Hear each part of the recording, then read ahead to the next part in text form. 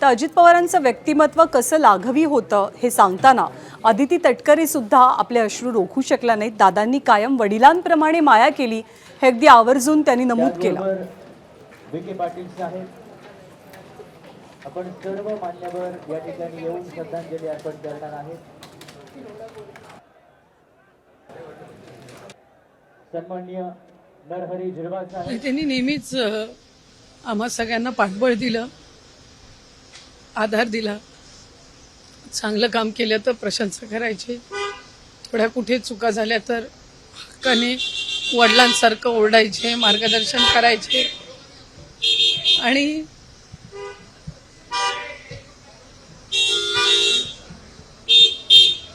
एक दिवस असा गेला नाही की दादांचं नाव तोंडातून निघालं नसेल। आणि दादांच्या जाण्यानंतर सभागृह, ज्या सभागृहामध्ये सर्वात जास्त काम आगामी काळात करायचंय ते सभागृह पूर्वीसारखं नसेल याचा उल्लेख सुद्धा अदिती तटकरे यांनी केला। एबीपी माझा, उघडा डोळे बघा नीट।